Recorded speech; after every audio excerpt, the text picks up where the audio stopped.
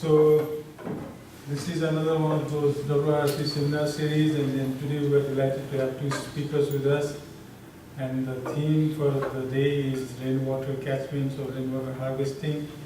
And we have two different aspects of the same issue. So first we'll be looking at some policy issues and things like that, and we have Rollman with us, and we're talking about the rainwater harvesting and the shifting regulatory policies. And Keith is graduate of the University of Hawaii itself quite a number of years ago, and he's an experienced person. He graduated from the School of Architecture, where he studied environmental design, and Rollman in the senior advisor in the Department of Information and Technology, served on near Mufi Hannemann's Energy and Sustainabiity Task Force in 2005 to 2010, and helped draft the Honolulu's first formal sustainability plan. He currently serves as office manager for Representative Bob McDermott, who was instrumental in getting the State Department of Health and the U.S. Veterans Administration to reach an agreement on the validity of catchment systems for residential use. And today, previously, the Representative McDermott himself wanted to come and share his ideas with us and talk to us, but he was kept busy at the Capitol, and then we asked Keith out here to come and share his expertise and knowledge with us. And thank you Keith for coming in, please. Thank you for inviting me. I'm a graduate of the University of Hawaii a long time ago. I graduated from the School of Architecture, but I wasn't really sure what I wanted to do, and I ended up in government. You're probably wondering why you're looking at these guys, but in 2005, I was part of Mufi Hannemann's administration in the city. I was eventually the deputy director of IT for 6 years. And in the interim, we formed this sustainability task force that was representatives of each of the departments who gravitated toward this subject, acting as champions within their own department to help draft a comprehensive plan of how each department could address issues of sustainability. So that's where these guys came from. And we took, this is kind of like graphic representation of the first plan we drafted, but each department came up with goals and metrics and ways of improving energy efficiency and waste disposal and all sorts of things. And it wasn't primarily a climate change driven operation, it was an economic driven operation, in that most of our solutions would somehow save the city money or prevent catastrophic problems down the line that would cost money. So, the wrong way. We had real grandiose conceptual ideas about what Hawaii could be as a self-sustaining island. As you know, we are probably the most vulnerable little dot on the planet. We import our energy, we import our food. We're 180 degrees from the cultural heritage of this place, which was very self-sufficient for 1,800 years. But the integration of new technologies have a way of unlocking some of the old cultural predispositions of self-contained self-sufficiency. So that was the whole philosophy behind that effort. One of the projects that we took on as part of this, we said, gee, well, let's package a presentation of these concepts for the school kids, for the general public. So we actually went to the city council and asked for a budget to develop a demonstration facility in the old Makiki District Park Library building. And this is a little conceptual schematic. We had really big ideas about green roof, catchment, PV. I mean, we're going to have one of everything. It was going to be a showplace for what you can do to retrofit an urban environment. And lo and behold, we went in front of the council and actually got the budget to do it. And if you don't know my relationship with Councilman Kobe, it was very hard for her to let me have large amounts of money. She never does it. But she was convinced this was a good idea. So we undertook to start the process, and the first thing we discovered is that we were our own worst enemies. We couldn't get a single thing through the building department. Catchment, can't do that. Windmill and Makiki can't do that. Green roof, can't do that. Right down the list. They weren't prepared to deal with any of those concepts. And as a result, we went to the mayor and said, look, we've met the enemy and he is us. There's a thing called bureaucratic inertia when you get involved with government facilities. They do not want to change what they're doing. If there's a way of doing something, because it's always been done that way, that's always going to be the default position. So when you come at them with some of these innovative concepts, they don't have a form for that. They don't know how to deal with it, and as a result, they don't want to deal with it. So we had to attack this whole process of how do you get people to take on these kind of new ideas in a positive way rather than just default resistance. And so that was pretty much what we focused on for 3 or 4 years. How do we change the culture within the city to make sustainable concepts acceptable to the process of permitting, the process of budgeting, all the things that would actually make them happen. And this was the classic example. And of course, the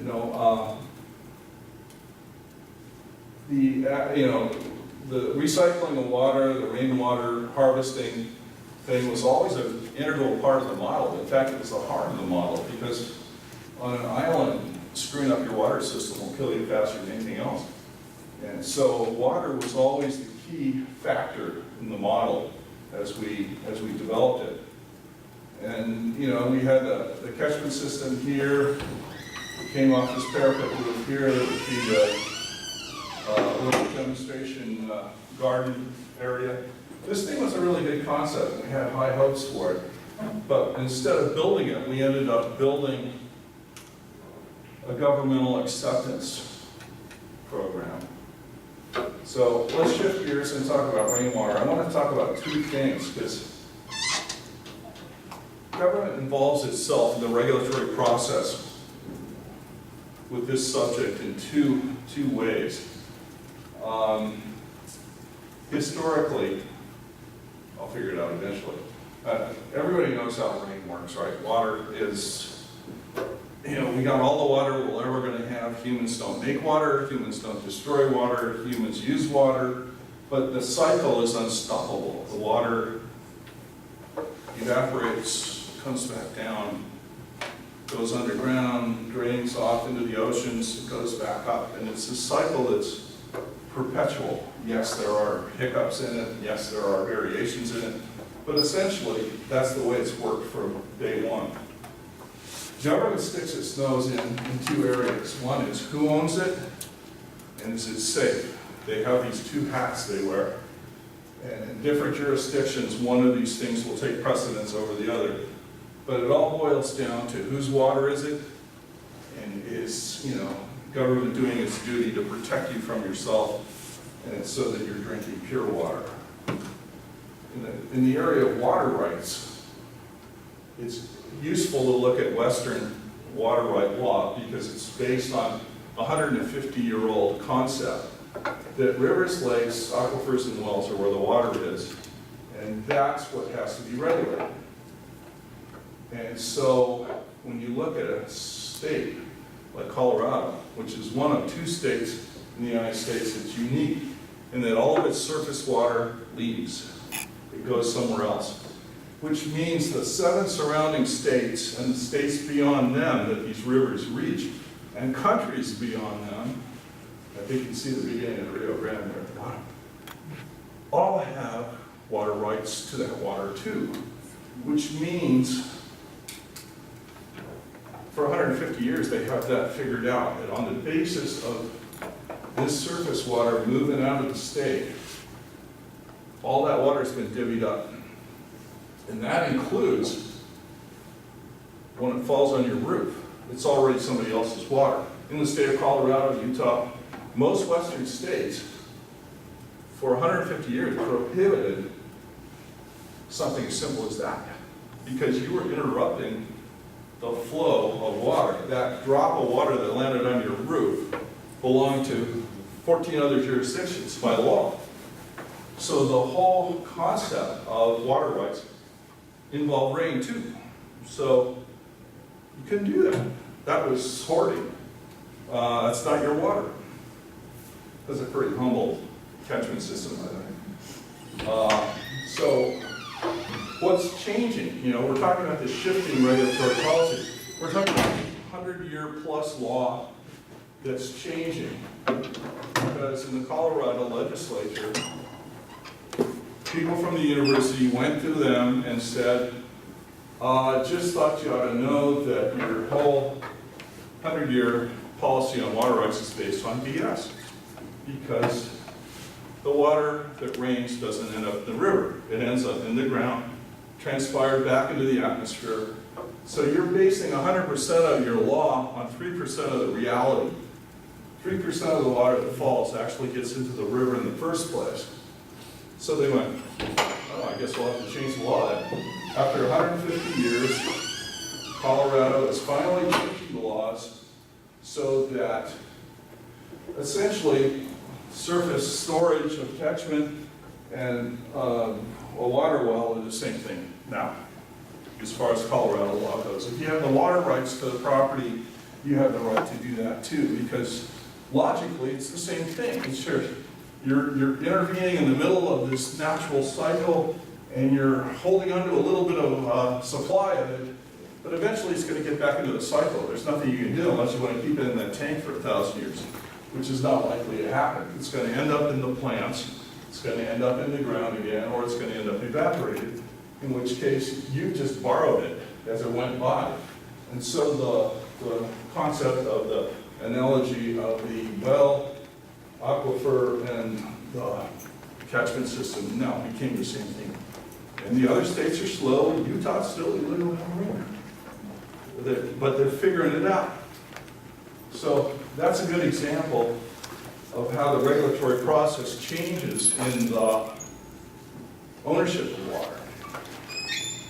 Hawaii is a different animal, although interestingly enough, it's the other state in the United States where all the surface water leaves, that goes into the ocean. So we don't have any jurisdictional issues, so ownership and water rights has never been the issue. In fact, we have a dream system for government because they control all the water. They send it to you in a pipe and send you a bill. That's perfect. They're not going to change that at all. As you know, Hawaii is blessed with this aquifer and this giant mountain filter, basically. Has a very stable, pure form of water. But because of the development around the coastline, the runoff has become an issue that it never was before when the natural wetlands were part of the ecosystem. Now we have problems with runoff, and one of the things when we were at the city that we looked at was trying to control stormwater and use it and split the water system so that you had non-potable water for irrigation and stuff like washing your car, and you had more conservation of the potable material. So the Hawaii model then focused on the other aspect, which is the government doing its job protecting you from yourself? Is it drinkable? Can you drink it? I didn't really give this much thought after I left the city until some guys walked into the representative's office and said, we got a problem with catchment. That's a typical catchment tank. 40 to 60,000 homes use catchment. That's a lot. And what happened was, the guys that came into our office were from a mortgage company for the veterans. And they said, all the VA loans are on hold. We can't do any financing with VA loans where there's catchment involved because the state of Hawaii has that on its website. So we scurry around and we go, well, there must be a regulation or a defined, by law what potable is, but no, this was just something that was on their website. We called them up and we said, is that a policy? Can we get the law you're quoting? Can we get, the decision tree, how that made it? No, nobody knew. And we said, well, gee, you're hanging up a lot of home mortgages and refis because there's a lot of homes affected by that, and the VA won't touch them because of that. And the response was, so this is the company that came to us, and that was what the guy told me on the phone about the 6th phone call. We don't regulate it, can't be said. And my thought was, gee, how did the human race get by for all this time without the state of Hawaii, taking care of it? And so this led to a series of meetings. I couldn't tell you how many. We were writing letters to the governor. He was referring us down to Department of Health. We'd have meetings with the Department of Health. We'd have meetings with the governor's staff. Everybody was nodding, oh yeah, this is a real problem, we can fix that. Then nothing would happen. One of the things we pointed out, and I brought this along, this was actually stuck on the file cabinet in the rep's office. It was still there from this battle. But here's the website, and it says, I will quote it, water catchment systems are not recognized as potable water. Homeowners should not use rainwater catchment for direct consumption or food preparation. I mean, this sounds pretty dangerous. University of Hawaii says the exact opposite. With proper treatment, rainwater catchment system can provide water that is relatively free of contamination, soft, clear, odorless. This water can be used for drinking. Of course, the caveat is you got to maintain your system. You have to have a system that's designed properly. But I mean, it's like the instructions you put on a raw chicken when you sell it to somebody. Yeah, there it is, and it's yours, and you can take it home, but we recommend you cook it and not let your cat play with it. This Patricia McComber, we found this after hunting around the internet. She's pretty easy to find. She seems to be the authority on rainwater systems in Hawaii, and she's saying, yeah, if you design the right system and you maintain it and it works, there's not a problem. Kind of like every other function of a modern house. That's just the same quote. So we're not getting anywhere. We're 6 months into these multiple meetings where people are going to get it right on it. Nothing happens. We go, okay, let's go to the press. Let's start creating a problem for everybody until we notice it. So Derek Pledge, the paper, jumps on the story, and he's interviewing people, and then the TV guys get involved. They go to the Big Island, and they interview vets that are grumbling about their inability to finance, and it's starting to get noticed. And then we get a call from the governor's office. You guys really blew it. We were just ready to solve it, and now that you've gone to the public, we can't help you. So we went, okay, take it up a notch. We went to the national media and said, hey, the governor's an old anti-war guy, and he's sticking it to the vets again, and it went national. Then they changed their minds. So, I mean, this is the beauty of government regulations and how they get. We were just looking for them to look at the problem and go, well, maybe if we, rewrote it so that if you had a system that worked and you maintained it and it passes an inspection, that you can get your money. That's all the VA had asked for. Now, there is good news in all this.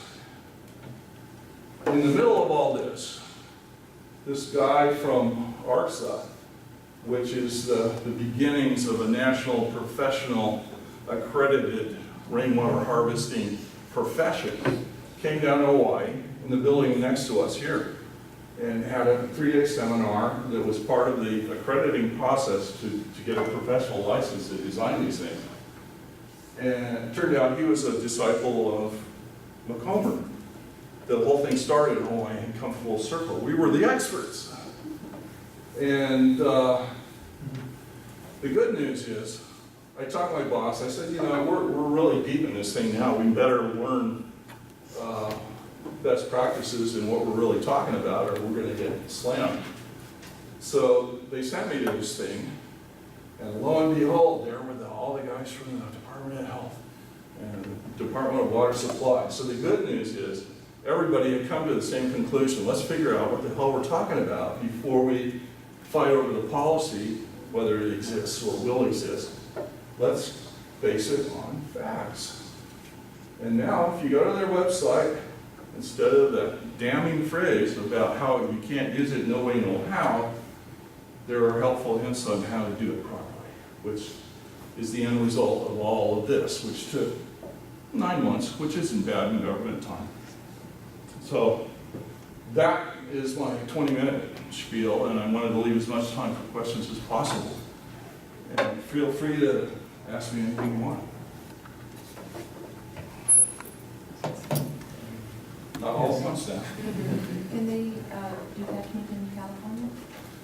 You know, I'm barely fluent in Hawaiian law at this point because it's still nebulous, and that's the whole premise of my discussion, is these things are being figured out as we go, because almost all sustainable practices involve stuff that's different from how it's normally done. How it's normally done has been very much the same for a long time. So when you talk about, oh, here's another fight we used to have at the city.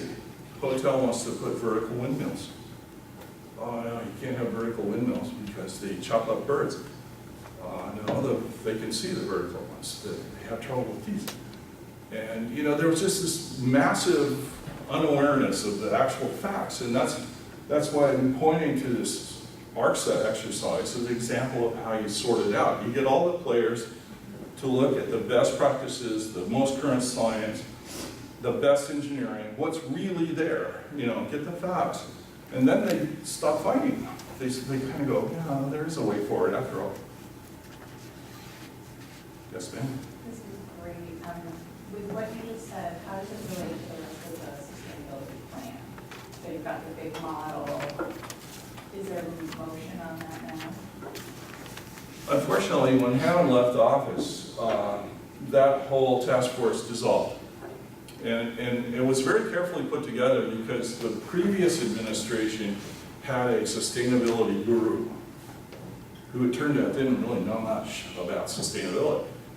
And he just went around and annoyed all the departments. And so when we get this mandate to reinvestigate sustainability, all the departments went, ah, crap, we just got rid of that guy. We don't want to do that anymore. And so we built a model where we recruited the highest ranking person within that department who was interested in the subject to be the guy. And so instead of having one guy interfere with other departments where he didn't have really much working knowledge of the problems he was creating, it was a guy from their culture, from their knowledge base, who just happened to want to promote sustainability. And it got pretty serious. We were getting guys LEED certified, we were getting them up to speed, and they were very effective. In particular, some of the guys in Department of Facilities Maintenance, they were getting all these buildings rewired and rebulbed and certified as Energy Star compliant and LEED rated. And they were actually making a big difference. Then the whole thing folded. The next mayor hired an attorney out of his old office, made her the sustainability czar, and the whole thing went. And as far as I know, it never got revived. So yeah, one step forward, two steps back. What happened to someone is actually I had to give it back. I went in to Ankoyashi and I said, the end of that story, which is even more horrific, is they said, okay, you put so much pressure on us, we're going to let you do it. But we're going to take $200,000 of your funds to do a survey, because the building doesn't have blueprints. We have to have a structural survey done by a professional engineer. $200,000 goes to him saying whether you can put it on the roof or not. And I went, take it. We're not ready. So that was frustrating, because I only had $300,000. But I had a lot of donations. I mean, I had guys that would give me the PV system and give me the modular green roof, because they wanted a showroom. I said, okay, yeah, we leave the business cards right there on the corner of the table. These things are very skewed. I don't know. You know, I'm tempted. When I came down here and I was thinking about all this stuff again, I got all exercised about it. And, you know, I know the mayor now real well, and maybe I should go ask him if he'd consider putting this concept back together again, because I think he'd be predisposed to do it. I just don't think anyone's approached him. So, give me a good idea. Anything else? Yes, sir. What about the veterans? Can they get their loan now? Yes, they can. This change was all it took. They just wanted that statement taken off the official state webs. And it wasn't policy. We could never find a definition of potable water by statute. It doesn't exist. Nobody ever, the guy that wrote the website just put it on there because that's the way he felt. And it became, because of that bureaucratic inertia, the way it was.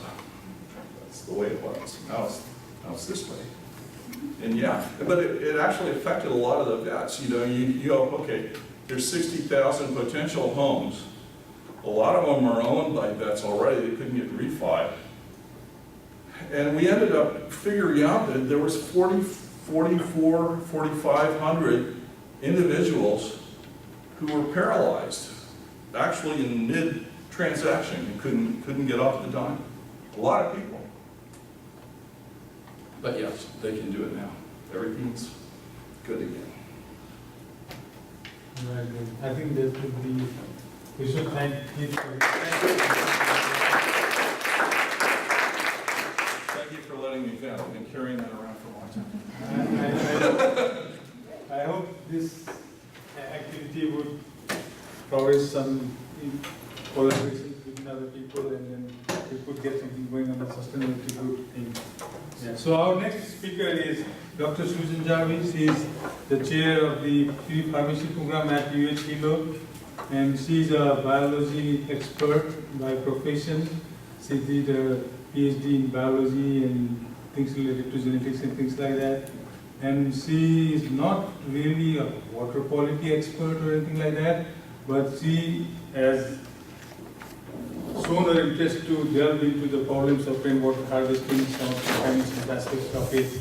And in that aspect, a lot of us people don't know about it too. So she'll be presenting her talk now on, maybe to put the slides on.